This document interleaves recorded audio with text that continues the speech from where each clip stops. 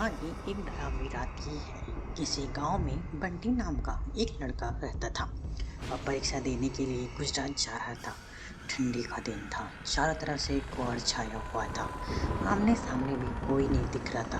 पूरे 15 घंटे बाद वह गुजरात पहुंच गया था। परीक्षा अगले दिन थी, इसलिए वह एक होटल में रहने के लिए सोचा। रात हो गई थी और कहीं भी उसे उसकी बजट में सस्ता होटल मिल नहीं रहा था। काफ़ी ढूंढने के बाद उसे एक सस्ता होटल मिला। वह उस होटल में एक कमरा बुक करवाया और जब वह कमरे में गया तो देखा कि कमरे में चारों तरफ जाले लगे थे। ऐसा लग रहा था कि ये कमरा काफ़ी सालों में बंद पड़ा था और कमरे के अंदर एक माहौल एकदम डरावना और सुनसान लग रहा था। लेकिन उसने ये सब अंदाज कर दिया और होटल में खाना खाने मंगवाया और खा पी कर सोने चला गया। जब वो सो रहा था तो लगभग रात के 1 बजे के करीब उसे पायल की घुंघरू की आवाज़ सुनाई दी। वह रात एक डरावनी रात थी। बंटी तुरंत नींद से उठ गया और जल्दी से खिड़की के पास गया, ये पता करने के लिए कि इतनी रात को किसकी पायल की आवाज़ सुनाई दे रही है और इस सनसनाए रास्ते में कौन आधी रात को घूम रहा है, क्योंकि वह होटल में बंटी और मैनेजर के अलावा कोई भी नहीं था। तो ये फिर किस औरत की पायल की आवाज़ सुनाई दे रही थी। बंटी खिड़की पर काफ़ी देर तक खड़ा रहा, लेकिन उसे कोई भी नहीं दिखाई दिया। फिर उसने अपने कमरे में मैनेजर को फ़ोन किया। उसे बताया कि मुझे इतनी रात को कब से किसी की पायल की आवाज़ सुनाई दे रही है, आपको भी दे रही है क्या? मैनेजर ने कहा कि सर ऐसी कोई बात नहीं है, आपको हवा से ऐसा लग रहा होगा। वैसे ये भी जंगली इलाका है, यहाँ पर तो हल्की हवा भी तूफान की जैसी लगती है। आप सो जाइए, ऐसी कोई बात नहीं है। बंटी मैनेजर की बात पर भरोसा करके फिर सोने चला गया। कुछ देर बाद मुझे दोबारा वही पायल की आवाज़ पहले से भी ज़्यादा तेज सुनाई देने लगी। इस बार उसने अपने कमरे का दरवाज़ा खोला और सीधा होटल के बाहर देखने के लिए चला गया।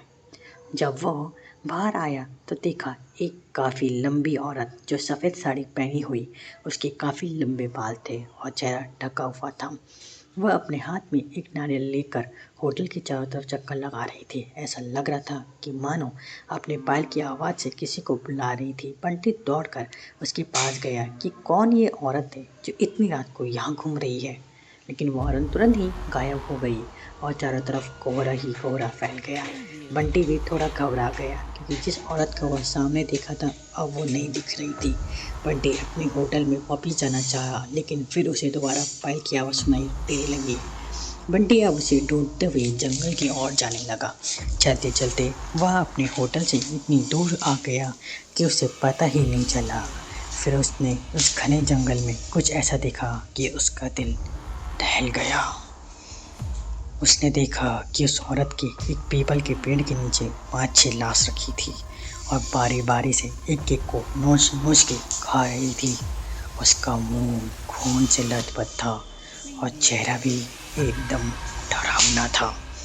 बंटी जब ये सब देखा तो उसके पाँव की तली जमीन खिसक गई। ये सब नज़ारा देखते ही उसे डर के साथ साथ रोना भी आने लगा। वह चुड़ैल अब मुझे भी मार देगी, क्योंकि अपने पायल की आवाज़ से यहाँ तक तो मुझे लेकर आई है। लेकिन उसने हिम्मत से काम लिया और हनुमान चालीसा पढ़ते पढ़ते धीरे से वहाँ से भाग गया ताकि भूत उसे देखे ना ले। लेकिन भूत तो भूत ही होते हैं ना। बंटी जैसे ही वहाँ से भागने की कोशिश किया, वो चुड़ैल अचानक उसके सामने आ गई और उसे इशारे से अपने अड्डे पर ले जाने लगी जहाँ पर उसे लाशें रखी थी। बंटी हनुमान जी जाप के इतनी तेज़ी से वहाँ से भागा कि मानो जैसे उसके अंदर किसी की शक्ति आ गई हो। भागते भागते सीधा वहाँ अपने होटल वापस आया। वहाँ थोड़ी देर रुका तो उसे एक आदमी दिखाई दिया। उस दिखकर ऐसा लग रहा था कि यह अच्छा आदमी है। वह बंटी के पास आकर बोला, अरे भाई क्या हुआ, तुम इतना डरे क्यों हो? बंटी ने सारा किस्सा उस आदमी को सुनाया तो उसने बताया कि भाई तुम बहुत किस्मत वाले हो कि आज तुम बच गए। वो भूत किसी को भी नहीं छोड़ती और तुम तो इस होटल में क्या कर रहे हो, इसको तो बंद हुए काफ़ी साल हो गए। बंटी जब उस आदमी को इतना बात सुनाना था तो उसका डर के मारे पसीना निकलने लगा। फिर वह आदमी बताने लगा कि इस होटल में बहुत साल पहले एक लड़की के साथ 4-5 लड़के उसका भयानक तरीके से रेप करके मार दिए थे। लड़की तो मर गई लेकिन किसी को भी नहीं छोड़ी और जो भी रात के समय में इस रास्ते से गुजरता है सबको अपने कब्जे में कर लेती है और मार देती है। और कुछ दिन बाद इस होटल पर पुलिस का छापा पड़ा तो ये होटल बंद है। बंटी जब भी उस आदमी की पूरी बात सुना तो वो जोर जोर से रोने लगा, ये सोचकर कि आज तो मैं मर ही जाता।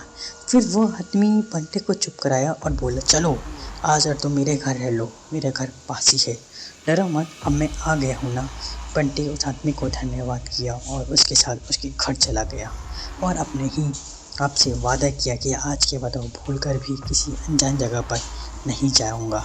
सो दोस्तों, कहानी कैसी लगी? अच्छी लगी लाइक करिए, सब्सक्राइब करिए और शेयर करिए।